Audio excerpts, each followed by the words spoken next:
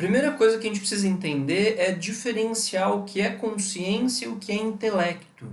A gente muitas vezes confunde intelecto com consciência. A gente chama uma pessoa muito intelectual de uma pessoa muito consciente. A gente passou a ter a falsa crença de que uma pessoa que é bastante intelectual, que estudou demais, que passou pela universidade, fez mestrado, doutorado, etc., é, por consequência, uma pessoa bastante consciente. E isso simplesmente não é verdade. Uma pessoa pode ter estudado muito, ter muitos dados intelectuais acumulados na cabeça e não ter nenhuma consciência. Basta a gente pensar que a pessoa que criou a bomba atômica, as pessoas que criaram a bomba de hidrogênio, são pessoas que passaram pela universidade, são intelectuais, do ponto de vista intelectual, são pessoas capacitadas, que entendem de física, de química, de matemática, provavelmente têm PhD na área que elas estudaram. No entanto, são pessoas que não possuem absolutamente nada de consciência. Elas podem ser muito intelectuais, mas de consciência elas não possuem nada, porque elas estão trabalhando para promover a destruição de massas humanas. Se ela tivesse um pouquinho de consciência, ela saberia que ela está causando um mal enorme e que esse mal que ela está causando, inclusive, vai retornar para ela. Aquele que com a espada fere, pela espada será ferido. A pessoa que criou a fórmula da Coca-Cola certamente é uma pessoa bastante intelectual, uma pessoa que certamente entende muito de química. E, no entanto, essa pessoa não tem nada de consciente. Me desculpe se você gosta de Coca-Cola, mas a gente está careca de saber que isso é um veneno engarrafado. É algo que causa uma série de doenças, que causa obesidade, que causa uma série de problemas de saúde em massa, causa vício de açúcar nas pessoas, etc, etc, etc. Então, intelecto, ser intelectual, não é a mesma coisa que ser consciente. A consciência é essa capacidade que nós temos de estar consciente de nós mesmos, saber que nós estamos vivos e saber quais são as circunstâncias que nos rodeiam e saber quais são as consequências de todas as nossas ações. É saber o que a gente está pensando e por que nós estamos pensando. Se essa forma de pensar é correta ou não. O que nós estamos sentindo e por que nós estamos sentindo. Se essa forma de sentir é correta ou não. Esse sentimento vai nos conduzir a ações que são produtivas, que são edificantes, ou são sentimentos que vão nos levar a ações autodestrutivas ou destrutivas de outras pessoas. Consciência, portanto, é estar plenamente consciente de si, do seu papel no mundo e das consequências das nossas ações, o que elas vão trazer para o nosso entorno, para nós mesmos e para o mundo do qual nós participamos. Infelizmente, meus amigos, nós tivemos uma educação que não nos ensinou isso. A nossa educação é uma educação falsa, que não alimenta os valores da consciência. Nós não tivemos uma educação, seja na escola ou seja em casa, infelizmente, nós não tivemos uma educação que é voltada para os valores da consciência e para desenvolver a consciência. Nós tivemos uma educação desde criança que, infelizmente, ela é pautada muitas vezes, inclusive em informações falsas. Os nossos professores, desde ali de pequenos, com muita boa vontade, falo por experiência própria, sou professor de escola também, com muito boa vontade, imbuídos de muito boa vontade, na esmagadora maioria das vezes, o que os professores nos transmitem ali nas salas de aula são coisas que os professores leram em um livro. Não são coisas que o professor experimentou por si. Não se trata de uma sabedoria do professor. Se trata de dados intelectuais que ele buscou em um livro.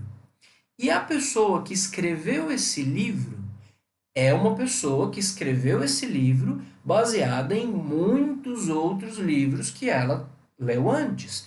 E esses muitos livros escritos por essas pessoas foram escritos baseado em vários outros livros que essas pessoas também leram.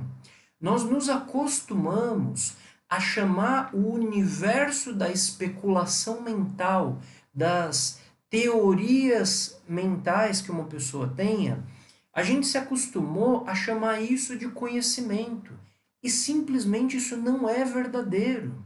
Uma pessoa pode, por exemplo, desenvolver uma teoria sobre a origem do universo. O que significa desenvolver ou criar uma teoria?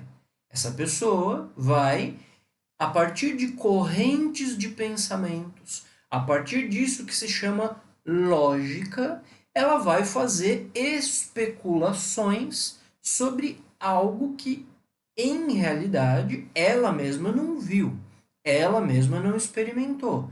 Mas, a partir de alguns dados, ela vai tentar juntar esses dados com lógica e, a partir disso, ela vai criar uma corrente de pensamentos e vai tentar chegar num resultado final, no que a gente poderia chamar de um conceito. E o teórico, a pessoa que elaborou esse conceito, ela pode chegar a acreditar firmemente que esse conceito é igual à verdade, à realidade daquele fenômeno que ela está tentando explicar. Mas uma coisa pode ser extremamente lógica e não ser verdadeira. Aquele conceito que a pessoa criou, ele pode até ter uma certa lógica, mas não quer dizer que ele seja verdade. Um cientista pode criar um conceito sobre a origem do universo, como nós temos aí o famoso Big Bang, a partir de especulações mentais, a partir de alguns dados que a gente consegue captar do universo que são ínfimos. A nossa capacidade de percepção do universo é minúscula. O nosso planeta é um grão de areia numa vastidão que a gente não consegue compreender do que se trata. Essa pessoa elabora uma hipótese de como surgiu o universo. Em realidade, os conceitos, eles são hipóteses, eles são especulações mentais. Eles não são uma realidade concreta e palpável. Poderia, por exemplo, um cientista materialista, ateu, desenvolver uma lógica, uma teoria sobre a origem do universo. E essa teoria poderia ter a sua lógica. Poderia vir um outro cientista, que esse é crente, esse acredita em Deus, e desenvolver uma outra teoria. A teoria de que sim, Deus existe. E construiria uma corrente de pensamentos, uma corrente de evidências, como existem várias, de que sim, Deus existe. E no final das contas, o quê? O que nós temos? Quem está certo? Aquele cientista que foi o mais lógico? Não.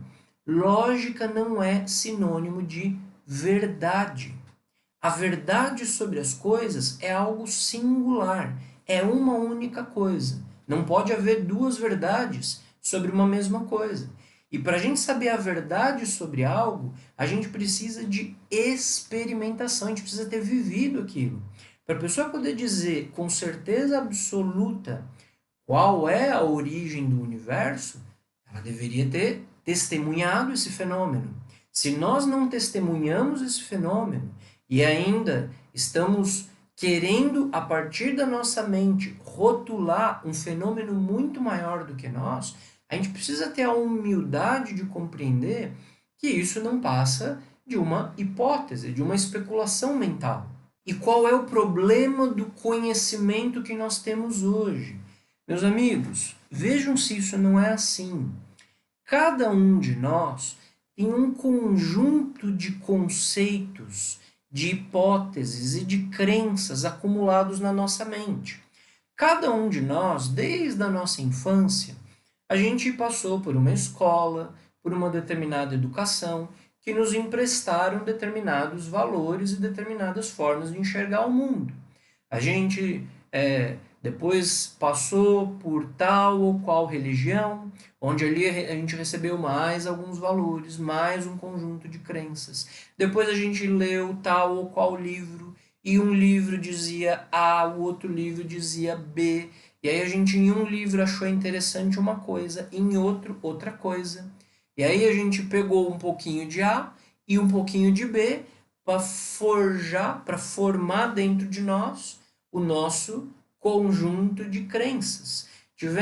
Passamos por relacionamentos, por uma amizade, por um professor que nos instruiu de determinada forma, por uma palestra que a gente viu não sei onde, etc. E o que acontece é que nós fomos formando um conjunto de teorias e crenças deformes, sem harmonia, porque elas não encaixam entre si. Uma afirma uma coisa e outra afirma outra, muitas vezes contraditórias. Mas a gente foi acumulando isso e nós passamos a acreditar que esse nosso conjunto de crenças que a gente carrega com a gente é igual a isso que se chama verdade. Nenhum de nós se crê estar equivocado sobre a nossa forma de ver o mundo.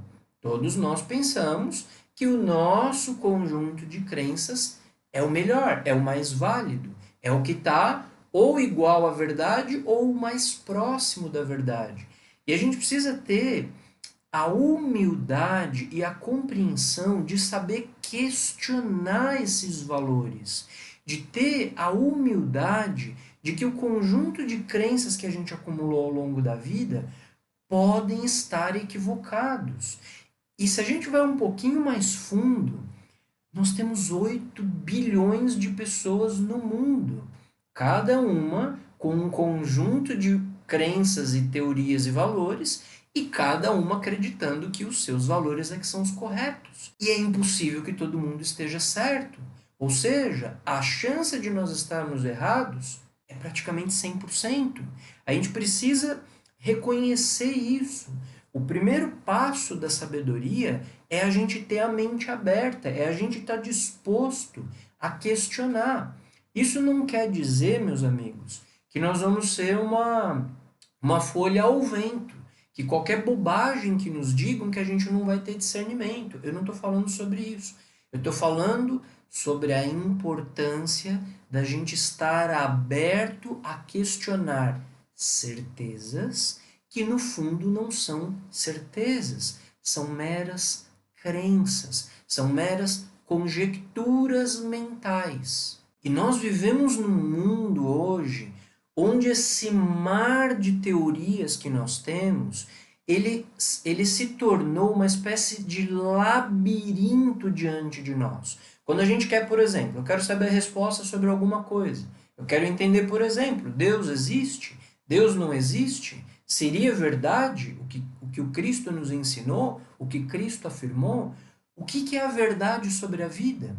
Quando a gente busca essa resposta, o que a gente encontra?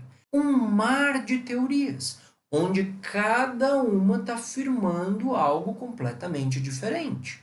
Em uma linha filosófica, espiritual, o que quer que seja, vai nos dizer que para a gente se aproximar de Deus e para a gente chegar mais próximo à iluminação, a gente precisa não comer carne e precisa comer de determinadas formas e precisa comer coisas orgânicas feitas de tal maneira, produzidas exclusivamente de tal maneira e fazem da cozinha uma verdadeira religião.